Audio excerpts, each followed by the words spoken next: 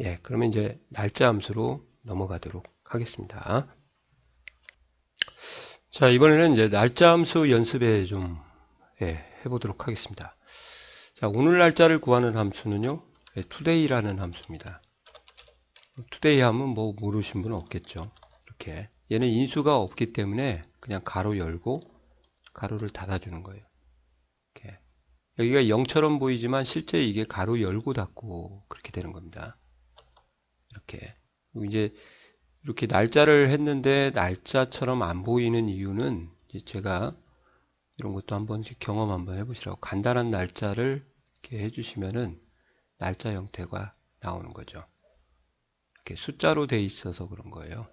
그러니까 얘를 다 이제 일반으로 바꾸시고 작업을 하게 되면 스스로 이제 바뀝니다.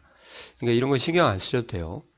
now는 가로 열고 닫고 이렇게 해서 인수가 없고요, 얘도. 근데 얘는 날짜와 시간을 같이 표시하는 거죠. 이렇게. 그리고 자신의 생년월일을 연-월로 한번 입력 테스트 시킨 거고요. 자, 요거를 가지고 연도만 추출하겠다 그러면 year라는 함수를 써서 날짜 데이터를 인수로 받으면 그 날짜로부터 연도만 추출하겠다 이렇게 되는 거예요. 이건 그냥 제가 임의대로 적은 겁니다. 제 건 나이는 비밀이기 때문에 이해해 주세요. 그 다음에 month로 이렇게 가서 이걸 찍어 보시면은 월이 나오죠. 이런 이어 같은 경우는 이제 나이를 계산하려고 쓰는 거고요. month 같은 경우는 이제 회사 가면 3월 생일인 사람들 있잖아요. 축하 멘트 보내려고. 그때도 month가 필요하게 되는 거죠. 그 다음에 이제 day는 날짜를 추출하는 함수예요. 이렇게. 그래서 자신의 생년월일로부터 연월일 또는 날짜로부터 연월일을 추출하는 함수가 바로 year, month, day다. 그렇게 보시면 되겠고요. 현재 연도를 구하는 함수는 따로 없습니다. 그래서 year를 써서요. 원래 today라는 함수 값을 셀주스로 받으면 이게 현재 연도인데 이걸 한 번에 정리하는 함수가 바로 인수 없죠? 이어 가로 한 번 더 닫아야죠. 물론 함수를 가로를 안 닫아도 되는데 이 내부의 인수로 참여하는 함수는 가로를 안 닫으면 에러가 걸리거든요. 그래서 항상 함수를 열고 닫고 가로를 해주시는 버릇을 습관처럼 기르시는 게 좋습니다. year to day 자체가 뭐냐? 현재 연도를 구하는 왜? 현재 날짜로부터 연도를 추출하니까 그런 거죠. 물론 now를 써도 괜찮아요. now를 써도 이렇게요. 똑같습니다. today나 now인데 그냥 한움을 팔려고 today를 쓴 거고요. 그 다음에 엑셀에 today 하는 함수를 쓰기 때문에 그래요. 그 다음에 나이를 구할 거예요. 나이는 현재 연도에서 태어난 연도를 빼주면 되는 거죠. 그러면 이제 계산을 해보라고 하면 이렇게 하시는 사람들이 많은데 이렇게요. 자신의 생년월일 만 나이입니다. 이렇게 나오면 이제 여기서 요거를 이제 일반으로 바꿔주셔야 또는 숫자로 바꿔주셔야 나이가 계산이 돼요. 이렇게 나이를 계산하면 여기에 그 year라는 함수를 썼기 때문에 결과가 날짜인 줄 알고 날짜로 바꿔주는데요. 숫자로 이렇게 해주시면은 나이가 정상적으로 나올 겁니다. 이렇게요. 자, 이렇게 하는 것을 우리가 나이를 구하는 건데, 이제 액세스에서 예전에 이런 게 나왔기 때문에 한 번씩 하라는 건데, 이 수식에는 문제가 있어요. 2019년인데 내년에는 20년인데 안 변하겠죠. 그래서 이런 수식은 안 되고요. 아까 배웠던 이제 year라는 함수에 today를 집어넣고 거기서 year를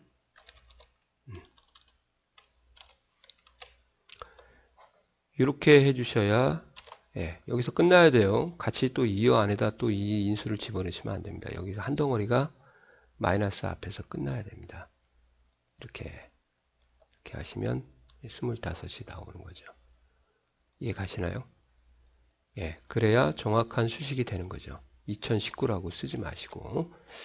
그 다음에 이제 경과 일수는 이렇게 나중 날짜, 그러니까 종료 날짜로부터 시작 날짜를 빼주시면 돼요.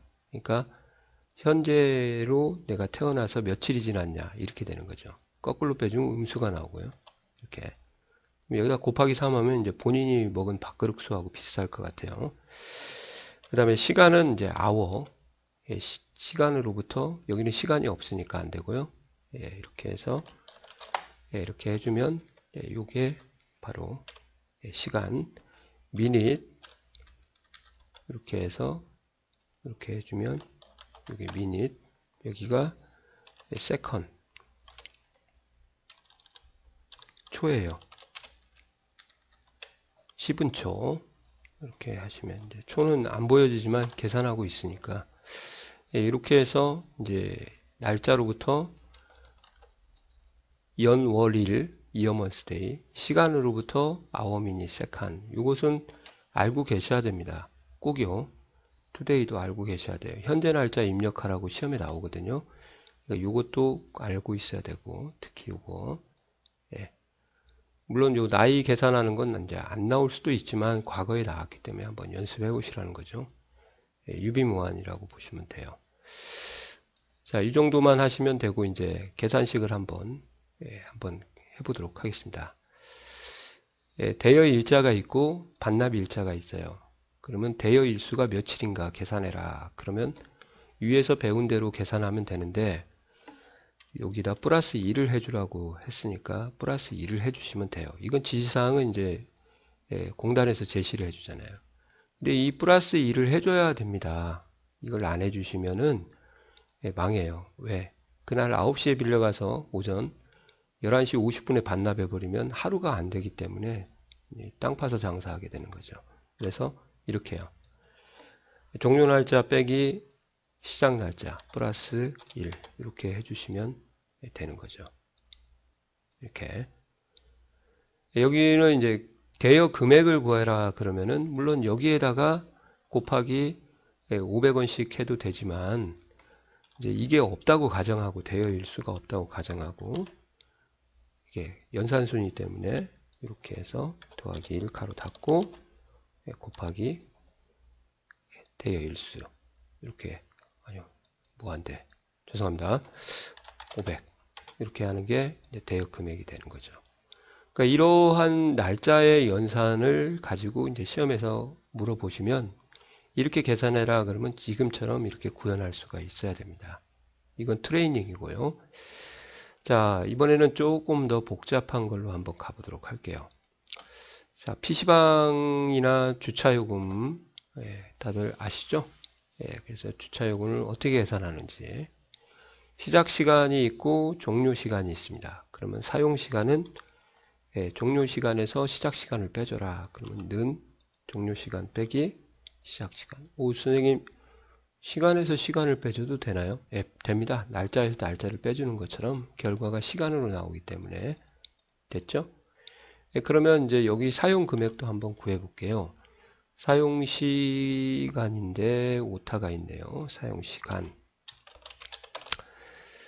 4,800원 시간당 4,800원이고요. 사용분이 80원이라고 나왔네요. 그러니까 1분당 80원이에요. 그래서 68에 48이 나온 것 같아요. 그러면 이렇게 해서 hour 아까 배운 대로 hour 사용시간 이렇게 해야 4시간이 나오는 거예요. 여기다 디립다 곱하시면 안 됩니다. 곱하기 4,800원 더하기 사용분이죠. minute 빼기 여기 있네요. 죄송합니다. 이렇게 하시면 곱하기 1분당 80원 이렇게 하면 이제 PC방이나 주차 요금이 계산이 되는 거죠. 이렇게 아시겠어요? 뭐 처음 시간에서 뭐 2,000원 하고 뭐 그렇게 하는 것은 또 복잡하지만 이렇게 복잡한 것은 사무자동에서 안 나오고요. 이 정도로 균일하게 계산을 하는 건. 뭐 복잡하면 1시간 빼면 되잖아요. 첫 시간은 뭐 5,000원이고 그렇게 하면. 그 다음에 사용 금액을 만약에 또 한번 구하는데요. 요걸 구할 건데 이게 없다고 했을 때도 한번 구해보자 그 말이에요. 그럴 때 원리가 똑같습니다. 아워 시간에다가 곱해줘야 돼요. 시간 전체에다 곱하는 게 아니라 시간 자체의 정수값에다 곱해야 됩니다. 이렇게 하는 것을 좀 알아두셔라 이 말이죠. 얘가 없으면 직접 빼도 돼요. 여기다가 곱하기 4800 더하기 다시 미닛 하신 다음에 여기 마이너스 여기 곱하기 80원 이렇게 해도 결과가 똑같습니다. 아니면 제가 이제 강의 안 와요. 이렇게. 그러니까 시간의 경과에다가 요금을 계산할 때는 시간 자체에다 곱하면 안 되고 아워나 미닛을 써서 이렇게 곱해서 더해줘야 된다. 이게 PC방 요금이나 주차 요금이다. 그렇게 이해하시면 되죠. 예, 그죠? 예, 그 다음에 이제 썸 프로덕트 쪽 연습으로 넘어가도록 하겠습니다. 자, 기본 함수의 썸 프로덕트입니다. 자, 앞서도 말씀드렸죠. 이 썸 프로덕트는 단독으로 출제가 안 되고 썸 프로덕트 is number find 또는 썸 프로덕트 배열 수식 그게 출제가 되기 때문에 썸 프로덕트 함수를 조금만 더 공부를 하고 배열 수식으로 접근하시면 좋을 것 같아요. 자, 썸 프로덕트라는 것은 뭐냐면 이걸 먼저 이렇게 따로 해드릴게요. 곱하라 그러시면은 단가 곱하기 수량을 하잖아요. 이렇게요. 제우겐들. 프로덕트를 써라 그러면 곱함수라고 아까 말씀을 드렸죠. 그래서 썸 프로덕트를 설명하기 위해서 프로덕트를 좀 가지고 온 거예요. 단가, 컴마, 수량 이렇게 하면 인수를 255개까지 하시면 서로 곱하는 함수라고. 결과가 앞에 하고 똑같습니다. 다르면 제가 강의 안 하는데 이렇게 계산하고 이제 여기에 썸이 있어요. 썸. 이 썸은 이제 그냥 썸 함수인데요. 이게 뭔 뜻이에요? 곱들에 대한 합이잖아요. 61만 5천원이. 그걸 구하는 함수가 바로 썸 프로덕트입니다. 프로덕트에 대한 썸. 그러니까 각각의 위치에 동일한 위치에 있는 그 인수들을 곱하고 그 다음에 그것들을 전체 서머리 합을 구하는 거다. 그게. 그럼 한번 구해볼까요? 자, 썸 프로덕트. 여기는 어레이라고 해서 연속적인 범위를 얘기합니다. 이렇게. 개별 값을 구하는 게 아니라 이렇게 하면 이제 쉼표를 썼죠. 얘들이 같은 높이가 있는 것들을 각각 서로 곱해줘요.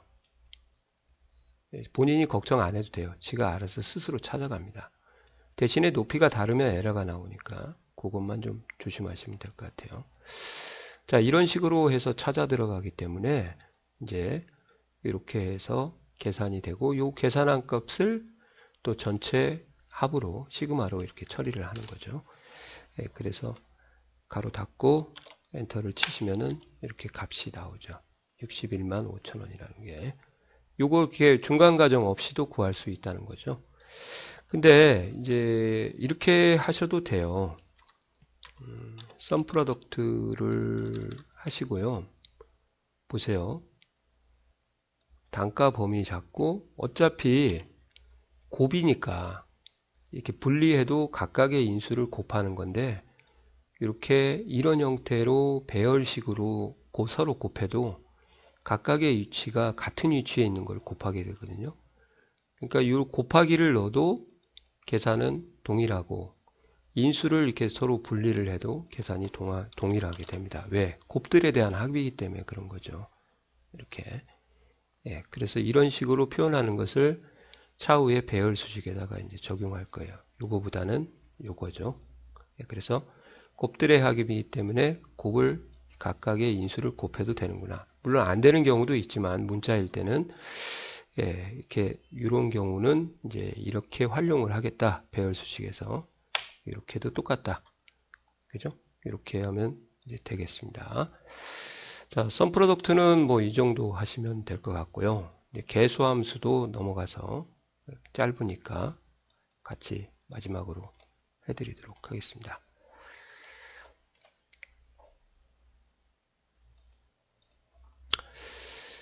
자, 여기에 이제 수업료하고 급식비하고 교과서가 있는데 미납자의 수를 구하라 이렇게 되어 있네요. 빈칸이 미납자이다. 이건 빼도록 할게요. 이렇게. 그리고 셀 주소도 좀 바꾸도록 하겠습니다.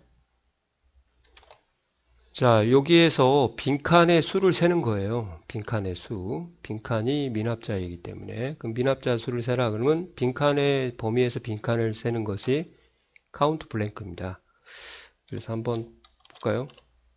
카운트 블랭크 이렇게 잡아주시면 이게 빈칸의 수가 나오고 옆으로 채우기 핸들을 이렇게 하시면 2명, 하나, 둘, 셋, 4명이 되겠네요.